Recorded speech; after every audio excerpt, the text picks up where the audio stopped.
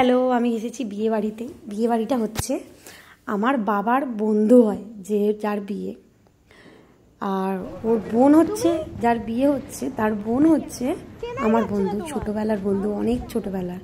যখন আমি ক্লাস 7-এ পড়ি তখন থেকে আমার বন্ধু, ওর বোন। দেখাবো ভিডিওতে। তারপরে এটা হলো বিয়েবাড়ির পেছনে আমার বোন দাঁড়িয়েছে, আমার নিজের।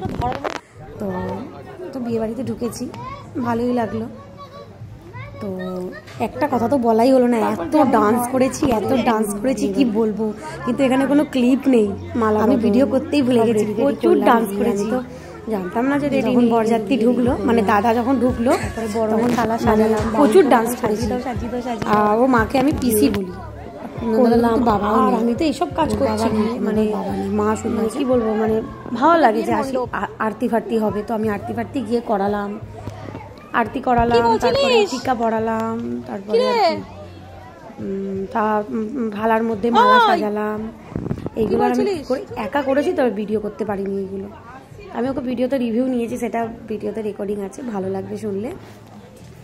তো তারপর আমি এখানে একটু করছি, ক্লিপ নিচ্ছি। তো এখানে আমার ভিডিও বলছে নাচো নাচো নাচো। তারপরে পাশে বড়বউ ফটো উঠছিল, তো আমি ওখানে দাঁড়িয়েছিলাম। তো আমি কুন্দন দাদাকে, ওর নাম হচ্ছে কুন্দন দার বিয়ে হচ্ছে, আমি বললাম যে কেমন লাগলো, দেখো আমি নাচছি, দেখো নাচতেও পারি। তখন কুন্দন দাদাকে বললাম কেমন লাগলো, আমি তোমার মানে থালা ফালা এনে দিলাম, সাজিয়ে দিলাম। বলছে ভালো লেগেছে। তারপর এখানে আমি একটু সেলফি ভিডিও করছিলাম, কারণ শনি পেছনে ছিল। তো কারণ আমরা গিয়েই প্রথমে খেয়ে নিয়েছি, মানে শনি জোর করে খাইয়েছে। আমার একদম শাড়ি ফাড়ি পরে আমি একদম খেতে পারি না, একদম ইচ্ছাই করে না, একদম কি বলবো, মানে খাওয়ার আমার এটাই চলে যায়, মানে খাবো যে শাড়ি জামা কাপড় পরে, মানে কি বলবো। সুভাষ যেরকম পরেছিল ওই ব্লেজার, সেম আমার বন্ধুটার হাজবেন্ডও পরেছিল, সেম। আমার দাদা, ছোটবেলার দাদা, কুন্দন দাদা, তারপরে পাশে সিন্টু দাদা। আচ্ছা কেউ একজন ফটো তুলে দাও তো। বাবা নেই, তবুও তোমার কেমন লাগলো? আমি তোমার জন্য এত কিছু করলাম। ভালো লাগলো,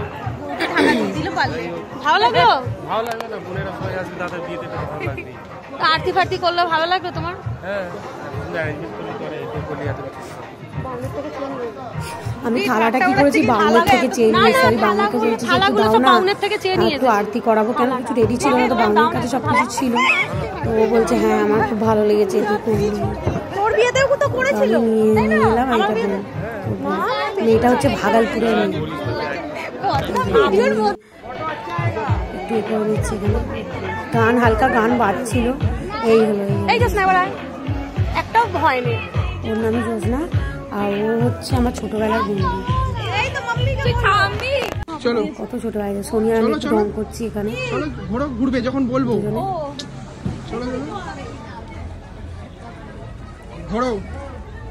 দুজনে একটু ঢং করে হাঁটছি। ও গ্রিন জুতো, আমি ব্ল্যাক জুতো। এখানে আমরা একটু পোজ দিচ্ছি, আমরা ভিডিও বানাচ্ছি। আর এখানে আমি ঘরের মধ্যে বলছি যে আমি কত কম জিনিসে সাজি, ওইটাই বলছি। আর সুভাষকে জানি কখন ভিডিও বানিয়ে নিয়ে যাই, বুঝতেও পারিনি। তারপর সোনির ফোনে দেখছি এই ভিডিওগুলো আমি নিয়ে নিয়েছি। আমি বলছি আমি কইটুকু জিনিস দিয়ে সেজেছি, দেখ। ও দুজনে মিলে খোঁজাখুঁজি করছি, ও কি খুঁজছে কি জানি, আর আমিও কি জানি কি খুঁজছি।